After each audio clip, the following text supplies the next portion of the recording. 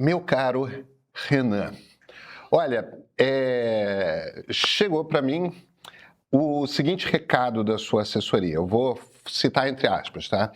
A campanha decidiu declinar do convite para uma entrevista. Após alguns comentários feitos pelo Pedro sobre a Atlas e o Renan, entendemos que já existe um posicionamento consolidado em relação a nós e por isso preferimos não seguir com a agenda. Fecha aspas. Olha, cara, eu entendo perfeitamente, mas acho que a nossa conversa é mais do que isso, tá? Veja, eu realmente gostaria muito de entrevistá-lo. E antes de tudo, a sua assessoria tem razão numa coisa. Eu perguntaria sobre pesquisa, principalmente sobre pesquisas online.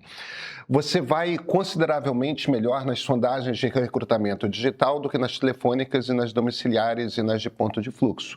Isso não é acusação, é uma característica do método. Instituto que recruta por banner na internet pesca antes de todo mundo o eleitor politicamente hiperengajado.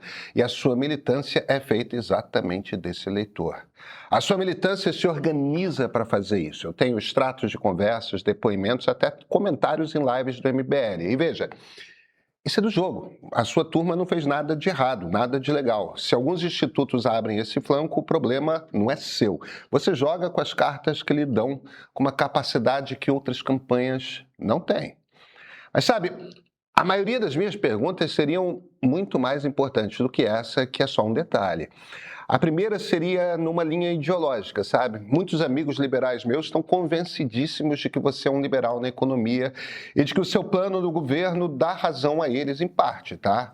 PEC da transição, ajuste de 1,1 trilhão até 2031, desindexação de benefícios, são todas coisas que são precisas de fazer mesmo. É só que no mesmo documento estão a defesa da Petrobras, política industrial de soberania tecnológica, zonas econômicas especiais como instrumento estratégico de transformação industrial.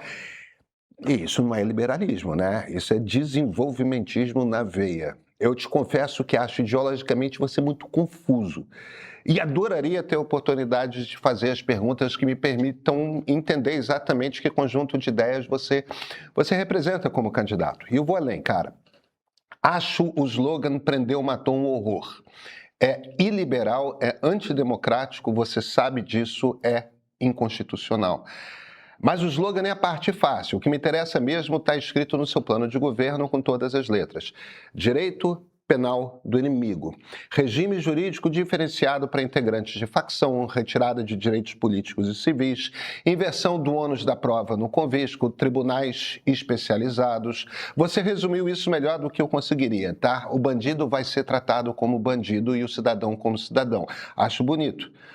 Mas isso quer dizer que são sistemas legais diferentes, são dois sistemas legais diversos.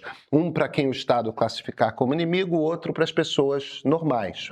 Olha, fazer o Brasil passar a ter dois sistemas legais simultâneos e paralelos, romper com a ideia de que somos todos iguais perante a mesma lei, é daquele tipo de inconstitucionalidade que você não muda como emenda à Constituição. E você sabe disso, né, Renan?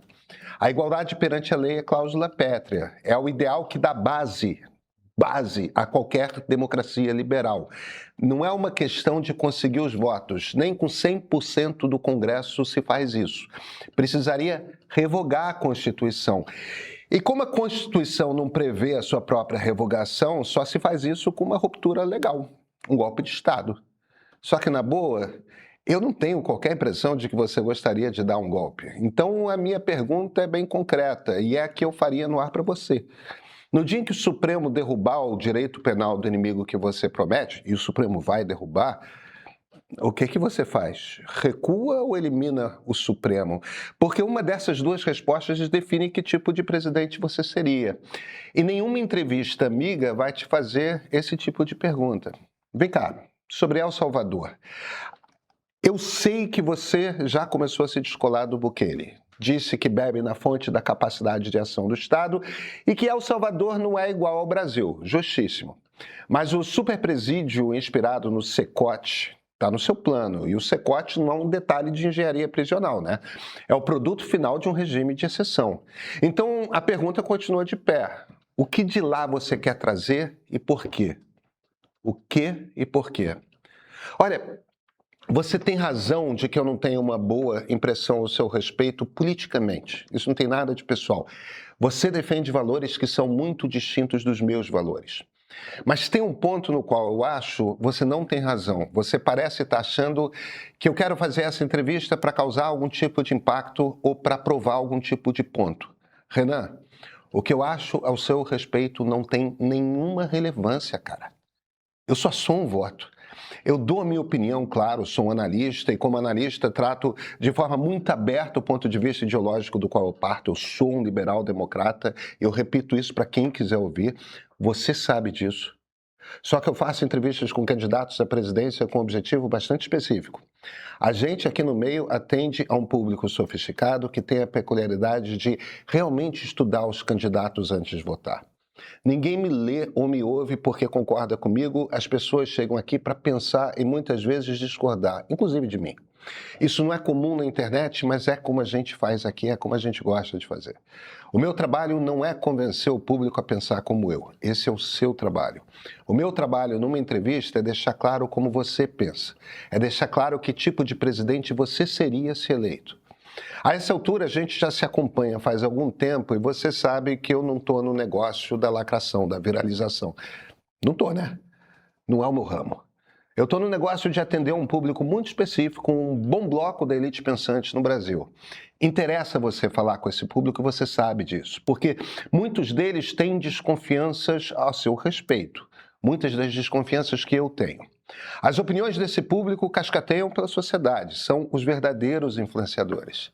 E você já está na política tempo suficiente para entender como a opinião pública se forma, né?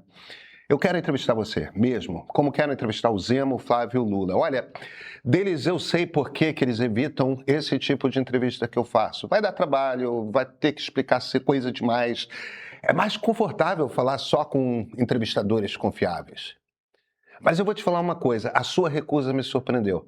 Você é o candidato que não deveria precisar desse tipo de conforto. Você não busca esse tipo de conforto. E eu acho que a recusa veio por uma incompreensão do que a gente faz aqui. Renan, de novo, o que eu penso é irrelevante na entrevista. O relevante, o que me interessa extrair da conversa é o que você pensa.